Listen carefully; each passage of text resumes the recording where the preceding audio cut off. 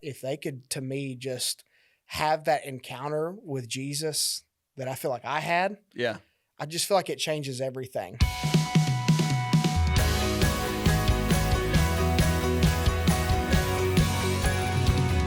Hey everyone, I am here today with our newest pastoral staff member, Pastor Gunnar Franks, and this is a special edition of Ascend the Hill. We're just taking a little time to get to know Pastor Gunnar, and even though she's not here, his wife Sydney as well. We are excited they're on the team. Just thrilled that the Lord has orchestrated the details of their life to bring them to our staff here at Cornerstone as a part of our church family. And we're also excited to get to launch them into Cornerstone, Hendersonville. And there's a good bit of backstory to that property, that church that maybe we'll get into. But if you're a Cornerstoner and you're listening, the point of this is just for you to get to know Pastor Gunnar a little more on a personal level. But I'll just go ahead and tell you, he preached last night on Wednesday night, killed it, great word, passionate, polished, incredible altar call.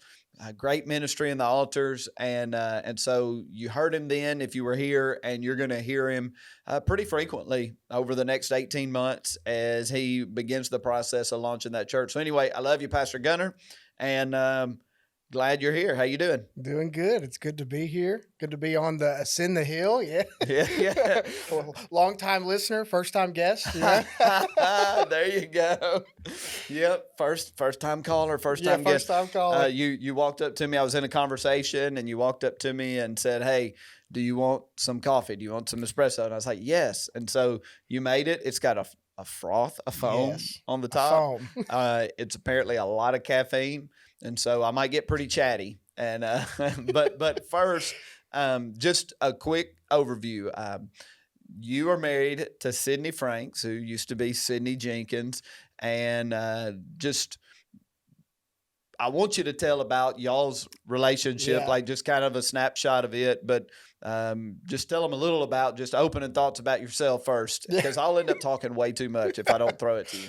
Well, Sydney and I actually went to elementary school together, but we never had a conversation. And then which elementary school? Walton Ferry, which is at the end of Walton Ferry Road. Yep. And then we went to Hawkins Middle School. And 7th grade, I just passed her in the hallway one day. She was a cheerleader. I was playing football and basketball.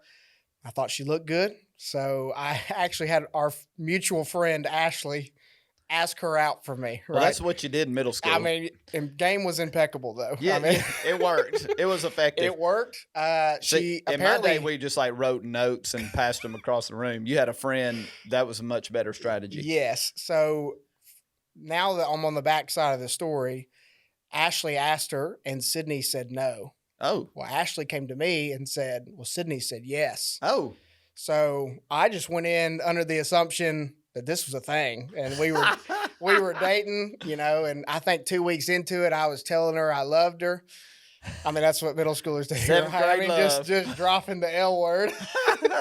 And then I probably went long after that. I think I told her I was going to marry her. In 7th grade? Yes. I told her I was going to take her to prom, and I was going to marry her.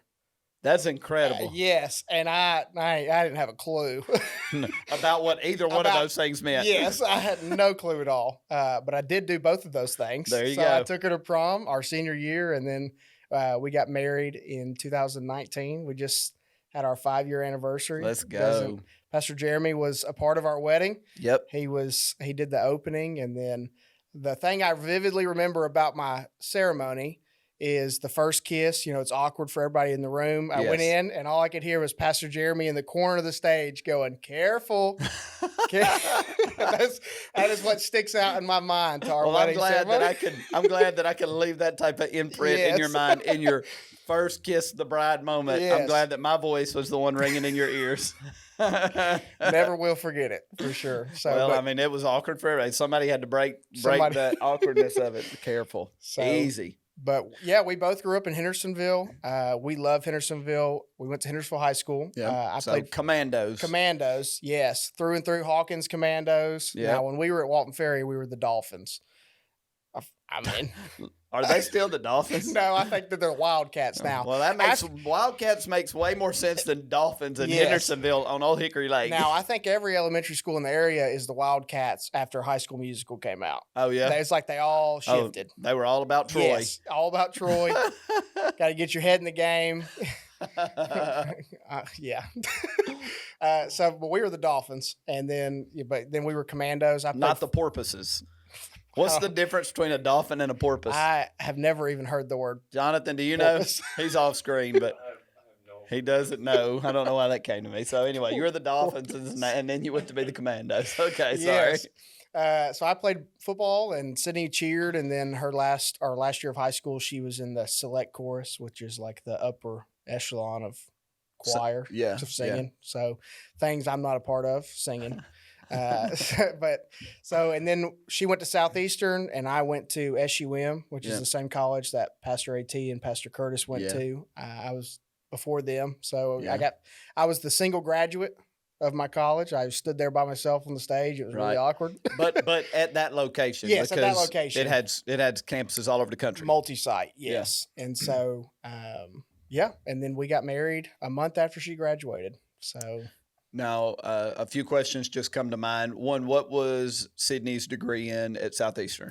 She got a bachelor's and master's in. She got a bachelor's in. Wait a minute. Can we? Are we going to edit that out? Okay.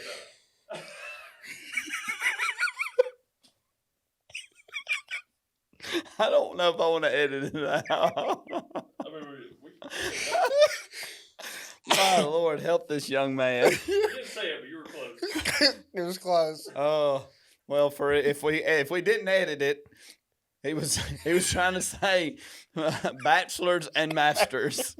He was trying to combine. So Sydney got her bachelor's and masters in special education. Bro, we're leaving that in. All right. So in special education. Yes. That's awesome. So, and then she taught for a couple years, CDC. She, man, I can't even get that out of my head now. She did CDC in an elementary school, kindergarten. Mm-hmm. So she had several students low functioning. She has an incredible gift to handle that and the patience to do it. She's so consistent as a person. Mm-hmm. She's structured and she's kind. There's a compassion and a kindness in Sydney that's just special. Now, when she was in Southeastern, you were here in Hendersonville, and then you were in Cookeville. Yep. And so I remember those dating years of y'all dating apart. And the difficulty of those days. Yes, long distance. If anybody's wanting to know if that's a recommendation, it is not. No, don't do the long distance. It's miserable. but I commend you both. Like she was committed to being done with school. Yeah. You know, before y'all progressed in the relationship, before you progressed to marriage. I remember some Zoom calls with Sydney while she was there, and some hangouts with you, but praise the Lord, we got to the end, and y'all were always supposed to be together. It just felt, from all of us observing, it's like this is what it's supposed to be. Yeah, and we honored when we interned under you at camp, we honored your no dating clause. Yes, we would split for the summer, and then after the summer we'd come back together. So yes, that was a rule that we had, and honestly, that was a rule that I got very strict about as we went, because we had to get strict about it. We about halfway through the season, there was about 4 different couples on the team. It's like, all right, we gotta put an end to this. This is it. And then they would all break up once we called it camp goggles. They would all, see each other worshiping and in the presence of the Lord and start falling in love with each other. And then they'd get out of camp and lose their camp goggles and break up with each other. So anyway, that's neither here nor there. Yeah. So you played football. What position did you play? I played linebacker, and then we ran a wing T offense. So I was on the line as well because I could pull and get out in front. Yeah. So we were old school for sure. So y'all went to the state championship game my senior year. Yeah, we went and played. We got beat by 37 points, but It still stings a little bit.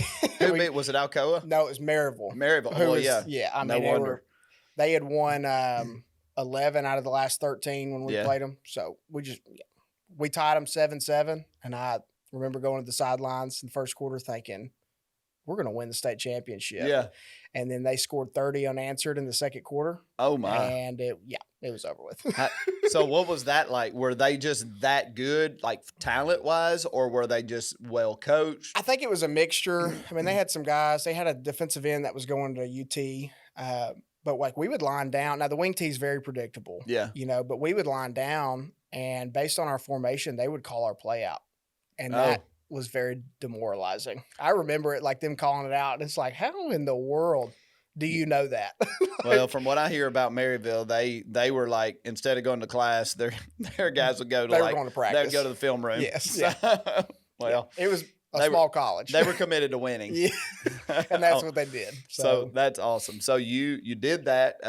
Talk about a couple of y'all's ministry stops after you got married. So we started in Franklin at Yeah. Full Life under Pastor Nick Serban, and we were there for just under 3 years. We kind of left at the tail end of 2020 to go to Munford, and we were out there at River of Life. We were just south of where you grew up. Yep.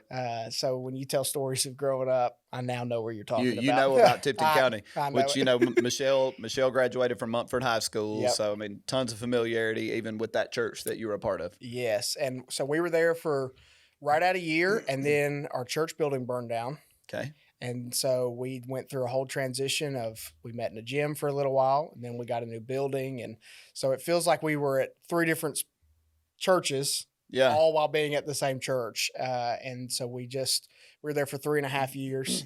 It kind of flew by with all the different change and stuff. But I youth pastored at both. And then for the last 2 years, Sydney served as our kids pastor at Mumford. And so that was special for us, getting to do ministry together. And to see her have her own thing. That was special from my perspective, getting to watch her have her own thing and kind of grow into that. And we had our girls while we were there. So the place is special. Moving out of our house was hard because you just kind of like, that's where we brought the girls home to. And Lucy was the first one. That changed everything. It softened me up. Big time. Yeah. Big time. I don't think I could have had a boy first. It had to be a girl. Yeah. But now I'm going to have all girls. So I am convinced it's going to be Girl nothing dad. but girls. And then we had Lola. So getting to have them with us a lot was special. Yeah. And that was a good time for us. That's awesome. So of course, I remember the night that the church burned down, and I remember you talking about y'all staff going through the rubble, the ashes, just trying to salvage what you could. And so you've been a part of a church that went through tragedy, that went through a very painful experience. And, what's something that you learned out of that? I hold on to everything loosely. I mean, just personally, like I had a massive Lego collection and it was all in my office. Yeah. So standing outside of my office at 2:30 in the morning, just watching it crumble was very demoralizing. Yeah. The other people were thinking about like where, they got married and where their kids, No, I was thinking about my Legos. Yeah, where their kids got dedicated, where they got saved. Yes. I got saved right there in this spot. I got filled with the Holy Spirit in that building. Like I could take you, well, not now, but I could take Did you really? Yeah, I got filled with the Holy did not know Spirit that. in that building at Montford First Assembly at the time. I did not And know so, that. all of us that had those deep spiritual experiences that we were thinking about when the place, caught on fire and burned, you were thinking about your I was Legos. thinking about my collectibles. Yes, there it is. So There's our Hendersonville pastor. But, no, I'm just messing. we had just had youth service the night before, Yeah. and so Were you thinking like, I hope this wasn't my fault? I hope we didn't. Oh, I hope we 100 didn't leave something on. I 100% thought it was my fault. There was no doubt. I Yeah. thought it was mine. And because then they came back, they start the whole investigation thing, and they were like, well, it looks like the fire started somewhere in the youth room. Oh, great. And my heart sank. I thought, oh Lord, I left something on. Yeah. But it ended up being a wire had gotten chewed in the attic. Yeah. And it just Bless. a random spark just and it hit the gas line that was on the wow. the air unit thing. So crazy coincidence, but That's I wild. definitely thought it was my fault, and that was rough. But, Well, just kind of shifting gears a little bit, just for those that are listening, just a little more backstory. Through a series of events, some of them unfortunate, some of them a little painful. Cornerstone came into possession of that church property on Stop 30 Road in Hendersonville 5 years ago. It was 5 years ago this past summer. And I say that like you never want to see a church struggle. You never want to see people go through difficulty. At the same time, the district, the Tennessee Assemblies of God district, they reached out to Cornerstone at that time and said, hey, we need help just with a church that's going through some challenges. There's some significant financial burden attached to the property, and the district asked Cornerstone to take that on, to take on some of to take on the financial responsibilities.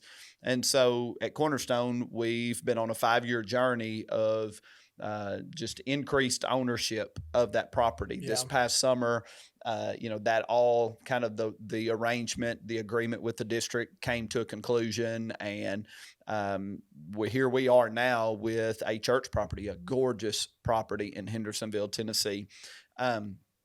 And you are going to pastor a church there. Mm. And, I know even you and Sydney have personal history there. Sydney's parents pastored Cross Life Assemblies of God that was meeting in that was Yep. their church.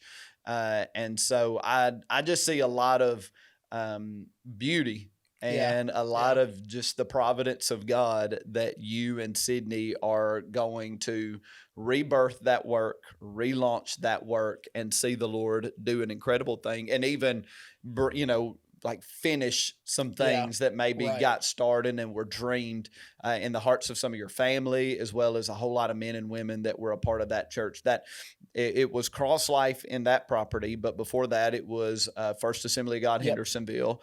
And that's where you got saved, right? I got saved. It was over off of Walton Ferry. Yeah. The original building. I got saved on a Wednesday night. Pastor Brooks Till was the youth pastor. I got saved it was the fellowship halls where the youth were meeting. I got saved that night, and then I was there every Sunday after that. And then it's probably 6 months after I got saved, we moved into Hawkins Middle School and met there for a while the building was being built on Stop 30 Road. So I was there through the whole building process. I helped Pastor Brooks kind of finish out the youth room, do all the finishings and that. So like for me, it holds the spiritual significance. Like it's where I got saved. I have a lot of memories there, but then also there was a lot of sweat equity, a lot of time spent in there. Sydney and I did senior project our senior year with Pastor Brooks. Yeah. And so we were up there every day. So we spent a lot of time in that building, up in the office area. And so it's special. One, it was in the family. Yeah. But also just connected to a lot of time spent there. Yeah. I ran Pro Presenter on Sundays. That was my job. And so I learned a lot about serving in that building. That's awesome. And so it's special for us for sure. Well, I'm a sucker for a good story. Like as in, when I hear something like this, and as we're praying about who should launch that church, and Michelle and I started thinking and praying about you and Sydney, to me, it's just like, man, this feels like what the Lord was putting together for a long time. Yeah. It feels right. And I had, in the process of trying to figure out, okay, Lord, who is the person? There's a lot of things that I wanted. Like, does the person have a DNA spiritually that's in sync with mine? Do I think the person can take what the Lord's doing and what the Lord's growing Cornerstone into, and can they go and reproduce that somewhere? Yeah. And I don't mean like copy what's happening here, but naturally out of who they are, would what they lead kind of trend in the same direction as what I lead? And so that mattered to me a lot.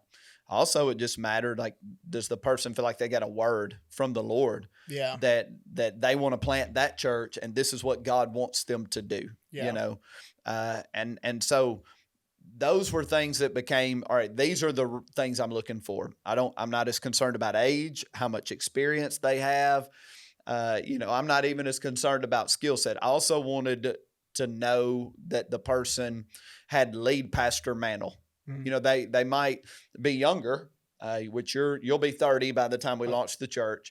They might be younger, but they carry the mantle of a lead person. I mean, my whole life, I've had that on me.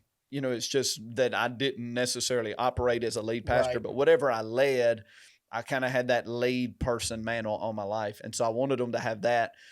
But most of the other natural markers, like how old are they, how much experience they have, what have they accomplished, I just kind of put off the table and said, I'm more interested in these spiritual things. I'm more interested in fit. But then there was one practical thing that mattered a lot that I thought if this could happen, it would be huge, is if the person already had ties to the community. Yeah. If they already had some history with the community. And the reason that mattered to me, and again, there are Cornerstoners that are listening to this, and I'm not even 2 years into pastoring here, and trying to look ahead another 18 months. It's not like we're overflowing and need more room. It's like we have a volunteer-based team Cornerstone, all of that, but we're not necessarily in the position to say, all right, we're going to take 200 of our people and we're going to send them over here to do this work. Now, if 200 people say the Lord's leading them to do it, then we're like, okay, yeah, come on, cool. That's good. Like, we celebrate that completely. It's all one church as far as I'm concerned. But just trying to think from like, what is Cornerstone here in Madison, Nashville? What does it need to be sustained? And so I thought, man, if there was somebody that had connections to the community, that they would be able to reach the community very organically and already have relationships there, that would be a huge bonus. And so, man, when we started like singling in on you and Sydney, it's like this just like that box is checked significantly. I mean, we're talking about a cheerleader, a football player from Hendersonville High School, people that were born and raised, live there, that know and are known. Their families are known in the community. So anyway, just talk a little about just your heart for Hendersonville, like what the Lord's been doing in you. Yeah. We have always loved Hendersonville. Whether we were in Franklin or in Mumford, we just always wanted to go home. And that was a phrase that we used a lot. Like, I just want to go home. Let's go home for the weekend. And I don't think we were ever like really thinking about like, well, where we're at is home. But it was just always the thought. We were always saying, I wish we could go back. I wish there was something there. And so it feels very natural for us to be back in Hendersonville. Now, it has grown significantly since we were out. But there's just something about it. It feels like the promised land. And it feels like what you alluded to it earlier. It just feels like everything in our life has kind of led to this point. We would love for our kids to go to Hendersonville High School. Like that would be special for us. I don't necessarily feel like a traditional person, or like I hold on to tradition, but that would be something that I would love. I would eat that up because we love the area. And I just think back to a lot of the times that I had in high school and the friends that I had and people I was around, and just thinking to be the church that group needed, to be the church that 16, 17-year-old Gunnar needed, and that to me is what I think could be the thing, and I did not believe in God before I got saved. I thought it was actually quite ridiculous. And when I encountered it, when I encountered God, I knew that it was very real. And so when I think about pastoring a church in Hendersonville, I want the people I grew up with, the people that I've known for years, the parents of the people I know, for them to encounter the thing that I did. To encounter the one that I did that changed everything for me. And to me, I don't think they have to get lost in all of the, whether it's political lines or feelings of the social status and all that. If they could, to me, just have that encounter with Jesus that I feel like I had, I just feel like it changes everything, and you used to tell us all the time, when you start moving in his direction, everything in your life naturally begins to gravitate that way. Yeah. And I just believe that for everybody, Yeah. and everybody, that's my prayer, that when we launch Cornerstone Hendersonville, that everybody that comes in the door as they're moving in his direction, that everything in their life would naturally begin to go that way as well. Because I've just found that, there really is nothing like him. Right. And there's nothing sweeter than his presence. Yes. And I would just love for everybody, I would love for our altars to be filled every week. Come on. For the seats to be filled, because I just believe that what he's doing is very real, and he wants to do that with everyone. Yes. And I just think of all the people I grew up with, and to see them encounter Jesus would be the greatest gift to my life, Well, one thing, your love for Hendersonville, y'all's affection, it's just very natural. Yeah. Like it's home. It's where you live. That, again, we've talked about the property, that place being special to you. One thing I love is that you grew up knowing what Cornerstone is. Yeah. Knowing the history of Cornerstone. And just speak for a minute to how you feel about being a part of the Cornerstone family. Yeah. We're excited. I came to Cornerstone as a sophomore in high school. I came on a random Wednesday night. They were doing small groups. I got stuck in a random small group with people I didn't know. The guy asked me a question, and I said, "Man, I'm not answering your question." So I've always been familiar with it. When I was a kid, we grew up over here in Madison, the Goulitsville area, and so I've always known about Cornerstone, and so. The last couple of services we've been in, it just feels like home. Yeah. And last night was just so sweet. The altar time was just so precious. And so it feels like we've been here for a while. Good. And I think that is a testament to the people here. I've been blown away. I think I said it last night in the service, at how many people have remembered our girls' names. Yeah. And it's little details like that make you feel like you're being welcomed in. Yeah. And so that's definitely how we felt. We feel welcomed, and we already feel loved. And I'm just so excited. It just feels like we're on the cusp of something happening, and something breaking out. And so that just stirs us and excites us. So, well, you worked with me for 3 summers and did a lot of just extra stuff with me, helping me along the way. And now you're working, with me in a new version, new iteration, new experience. I won't ask you any questions about what it was like to work for me back then, but in the crucible of camp, it was a little bit of a different day. I'd say I'm probably more chill now than I was then. He's not sure. He was quiet. You still got the same intensity. Well, very focused. Very focused. I'd like to call it focused. but I love that. Well, so. I'm just excited. We love you in Sydney. Like, we love you beyond this ministry journey that we're starting together. We love you as people. We care a ton about you, care about your precious babies, care about your future, and are just really honored to be a part of it. And our thoughts are, when it comes to launching that church, is we're looking at early 2026. And so that gives us about a year and a half to go through all of the church planning protocol and processes that are out there. We'll be launching through the Assemblies of God with what is called Church Multiplication Network, CMN, which is the church planning and church growth, church multiplication arm of the Assemblies of God. It's a highly effective, highly successful expression of the Assemblies of God. Yes. The statistics that they'll lead you to are just impressive. A church that will follow their pattern. It's something like 93% of the churches that follow their pattern are strong and sustainable after 5 years, which the number usually is like way below 50%.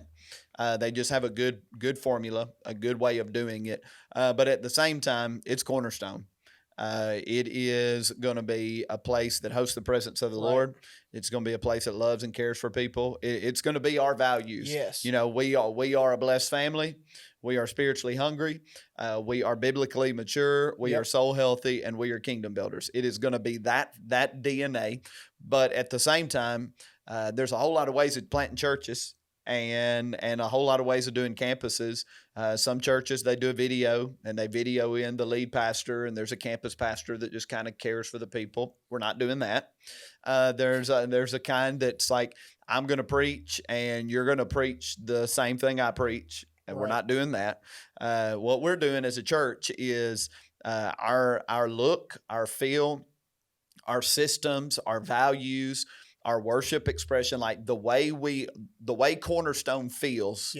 We want Cornerstone Hendersonville to feel that way. And as Cornerstone, as a ministry, Cornerstone in Nashville / Madison, Cornerstone in Hendersonville, and all the others, like this increasing expression of God's presence and life change. That's what we want. But at the same time, you're a preacher. Like, you got a word in you. And you're going to preach, you're going to pastor that flock, you're going to care for those people, being able to sense what the Spirit of the Lord is saying and doing in that congregation and following the lead of the Holy Spirit. And so I'm excited about that too. My passion, I have a dream to launch churches. Number one, I think it's a mandate from the Lord. Number two, I think it is the biblical expression of the church. Like, churches should be sending centers. Like, churches should raise up and send out. So we have a biblical mandate, a biblical precedent, but then I just have personal dreams. And my personal dream that I feel like the Lord's put on me is when there's somebody that I would consider a spiritual son, a spiritual daughter, somebody that says, hey, I want to follow you wherever we're going. When that person has a dream, like, my dream is to help them do their dream. Yeah.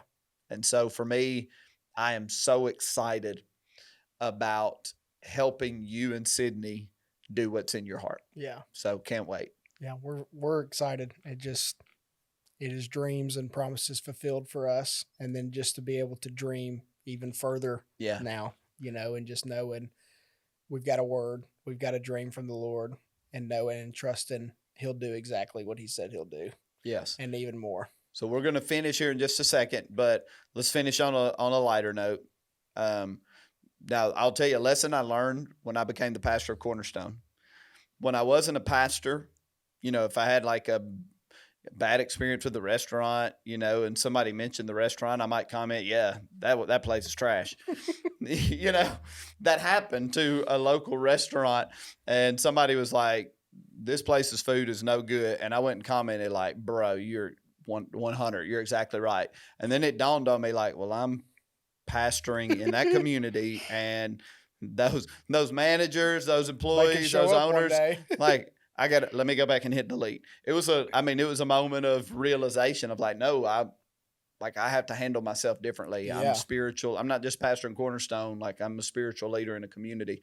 So with that said, we're not going to ask like least favorite things, but like top 2 restaurants in Hendersonville. Ooh, top 2. I love Yokohama. Yokohama. Have you ever had Yokohama? No, I haven't. Yokohama is like Where is that? It's over off New Shackle. Okay. So it's like a fast food Japanese. Nice. And it is one of my favorite places. Every time we come home, I want to go to Yokohama. What do you get? Usually chicken fried rice. Okay. Now they have some really good yum sauce. Okay. Ooh, top 2. I mean, how appropriately named is it? Yum sauce. It's appropriate. I mean, okay. So Yokohama. So Yokohama, and then we love Saunders Ferry Pizza. Okay. Saunders Ferry Pizza is one of our spots too. Yes. Either the wings or the pizza is yes. right up my alley. That's good pizza. So, yes. I thought you might say Casa Vieja. No. What's your favorite Mexican spot?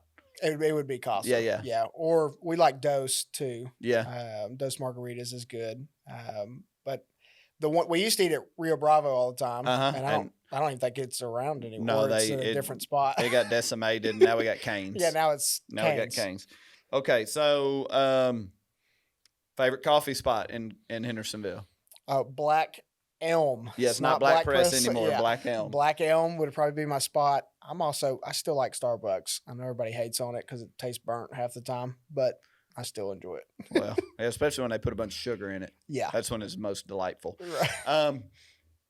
Favorite fun activity in Hendersonville? Like, what's a fun thing to do? Ooh, the movies. That was the thing we used to always do. Yeah. The movie theater. The movie theater in Hendersonville is elite.